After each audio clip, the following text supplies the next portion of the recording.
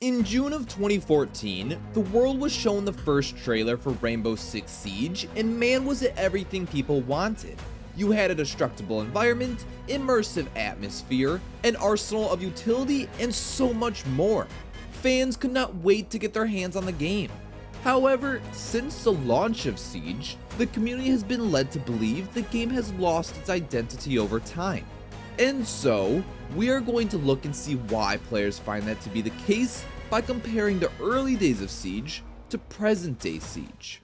Immersion was a huge part of what made Siege feel so good back in the early days, and with Ubisoft's decision to update and change parts of the game is what had led fans to believe Siege is no longer the semi-realistic game it once was. An example of this would be the environmental atmosphere. Look at when Siege first came out, and if a user placed and detonated a breaching charge on a wall, for example, the room would be filled with smoke and debris, creating that realistic effect. If you place a breaching charge and detonate it now, you'll get the initial explosion of debris, but the effects don't linger anymore, nor is there much smoke if any at all, because it was deemed to be inconvenient and a distraction for the players. Breaching open walls and floors no longer felt immersive. What was also a distraction were the bodies of eliminated operators. Prior to Operation North Star, when a player was eliminated, their body would remain in the position they died at. Ubisoft has stated they removed this feature because it would help players identify eliminated operators and prevent unfair gameplay scenarios involving bodies. And this is all reasonable and understandable, but with the removal of bodies, they also removed a huge part of the game that was able to tell a story. You could walk into a room as an attacker and see 3 of your teammates' bodies lying on the ground and be able to understand you probably shouldn't walk in there too. Well, yes, we have operator icons to replace the eliminated bodies, but seeing floating icons just gives the game an arcade style feel that takes away from the immersion as well. The change to the user interface has given the game a more arcade feel too. The first change came along in Operation Parabellum, where players would notice a slightly more colorful UI at the top of their screens displaying critical information.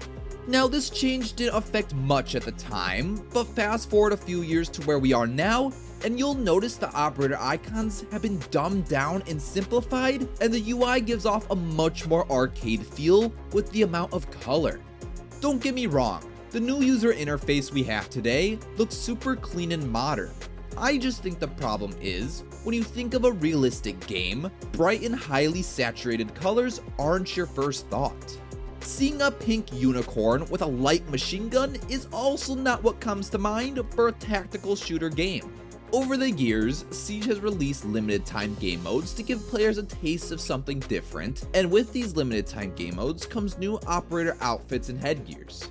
Events such as Showdown or the Grand Larceny brought a different look to fan favorite operators, yet their new look was still within the realm of Siege's standards. However, when events such as Rainbow is Magic or Doctor's Curse came along, parts of the community believed Ubisoft went too far with the operator's apparel. They believe seeing a bunch of furries running around the map eliminating players without a doubt takes away from the realism Siege once brought, and I don't blame them. Siege has continued to add skins that have no relevance to the core of their game, and with recent additions such as Osa's Elite Operator Bundle or the WWE Wrestling Bundles, I just don't see Ubisoft stopping anytime soon. At this rate, who knows? Maybe we'll see Nicki Minaj in Siege soon enough. Immersion was also ruined alongside the release of Operation Health with the update to map lighting. For those who aren't aware, when Siege first came out, their lighting system was realistic, meaning if you ended up looking outside a window and it was a daytime map, you would be blinded by the light. Or perhaps you're looking out into spawn as a defender on a nighttime map, you would struggle to see the enemy because of how dark it was. This lighting system felt very real, however, it became very clear very quickly. Players were not happy because of how unfair gunfights came out to be. The update was obviously needed, but like mentioned earlier, the game's immersion took a hit from this change as well. Enough about the game's aesthetic and atmosphere, let's take a look at how the gameplay itself has changed over time. Operators' gadgets are the #1 feature in question when it comes to whether or not Siege has changed. Take a look back at the gadgets operators had access to when Siege released, and everything was super simple. Sledge had a hammer, Ash had a breaching round, IQ had an electro sensor, and so on. You get the point. Nowadays, you have operators who can run through fully constructed walls, a drone with spinning saw blades straight out of Combat Robot, a kunai that can create a concrete barrier, and that's just a few. With these very different gadget designs, players question whether or not Siege is still what it once was. After all these changes to the way Siege feels and plays, fans believe the game is going towards the direction of being ready for competitive play rather than the highly tactical game they had planned out to be. The esports scene has become very popular over the years, and with that said, Ubisoft have focused on creating an extremely fair and balanced game that players can compete in. This was actually one of the theories as to why night maps are no longer supported in-game. Fans just believe that when Ubisoft saw the success Siege had, they tried to turn it into something else, which rubbed some players the wrong way. And while players have disagreed with some changes that have been done to Siege, there are updates Ubisoft have made the community is more than appreciative of. Not so long ago, the developers revealed the work they had put into Year 9 Season 1. However, right before the new season was revealed, Alexander Karpazis, Siege's creative director, made a statement to the community acknowledging the team deathmatch meta and assured players that Siege is meant to be a strategy-based game and not run and gun. Ensuing this statement, Ubisoft followed up on their promise by making changes to slow down the game to make it more tactical and strategic. The aim down sight speed had been reduced to prevent players from taking head-on gunfights, and optic magnifications were changed to ensure defenders wouldn't be running around taking any possible gunfights they could with their 1.5 optic. These changes weren't the perfect solution to the team deathmatch meta, however, Ubisoft had the perfect fix to the old leaning system. Originally, players could instantly lean their gun from left to right, but once players began to abuse this feature when peeking around corners, a fix was soon to come resolving this issue. Leaning from side to side was drastically slowed down, making the game feel a lot more tactical than before. Another change that made Siege even more tactical was the removal of reload cancellation.